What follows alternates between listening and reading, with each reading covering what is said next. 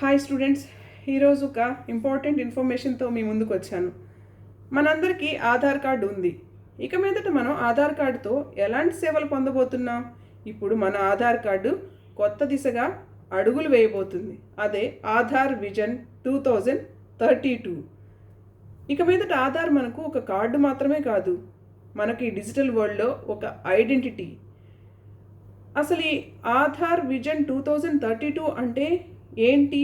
మనకి unique identity authority of India ఒక ప్రకటన రిలీజ్ చేసింది. దాని ముఖ్య ఉద్దేశం వచ్చే 10 ఏళ్లలో డిజిటల్ ఇండియాలో ఉన్న ప్రతి సర్వీస్ని ఆధార్కు కనెక్ట్ చేయడం, స్మార్ట్ టెక్నాలజీస్తో ఆధార్ను మరింత సెక్యూర్ చేయడం, ప్రజల ప్రైవసీని కాపాడుతూనే వాళ్ళకి సర్వీసుల్ని మరింత సులభతరం చేయడం. ఉడా చీఫ్ సౌరభ్ గర్గే గారు మాట్లాడుతూ 2032కి వచ్చేటప్పటికి ఆధార్ను పూర్తిగా ఏఐకు ఇంటిగ్రేట్ చేయబోతున్నామని చెప్పారు. దీనివల్ల ప్రజలకున్న బెనిఫిట్స్ ఏంటి? మనం ముఖ్యంగా 5 టైప్స్ ఆఫ్ బెనిఫిట్స్ని ఇక్కడ చూడొచ్చు.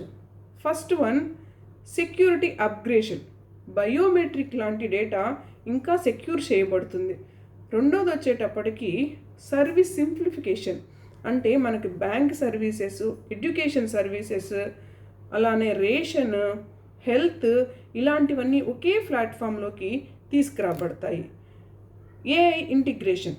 ఏఐతో ఇంటిగ్రేట్ చేయడం వల్ల మనకి ఫ్రాడ్ కంట్రోల్ అనేది చేయబడుతుంది. Next, fake control.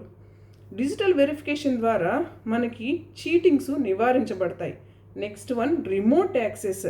మనం ఎక్కడున్నా మన డేటాని యాక్సెస్ చేసుకోవచ్చు. ఇవే కాదండి, ఇంకా exam registrations, campus verifications, ticket bookings, ఇవన్నీ కూడా ఆధార్కి కనెక్ట్ అవ్వబోతున్నాయి. ఇప్పుడు మనం ఏం చేయాలి? మనం మన ఆధార్ కార్డులో ఏమైనా అప్డేషన్స్ ఉన్నాయా అని గమనించుకోవాలి. మన నేమ్ కరెక్ట్గా ఉందా, ఫోన్ నెంబరు మన కరెక్ట్గా ఉందా, అలానే అడ్రస్ ఏమైనా అప్డేషన్స్ చేయాలా, ఇవన్నీ మనం చూసుకోవాలి. ఇవేమైనా చేయాలి అంటే మనం ఆధార్ వెబ్సైట్లో చేసుకోవచ్చు. అలానే మనం డిజిటల్ టెక్నాలజీస్పై అవగాహన పెంచుకోవాలి. ఎందుకంటే ఫ్యూచర్ వచ్చేటప్పటికి డిజిటల్ వరల్డ్ కాబట్టి టెక్నాలజీ మనకి కరెక్ట్గా వర్క్ చేయాలి అంటే మనం ఫస్ట్ టెక్నాలజీని అర్థం చేసుకోవాలి. కంటెంట్ నచ్చితే లైక్ చేయండి, ఛానల్ని సబ్స్క్రైబ్ చేయండి.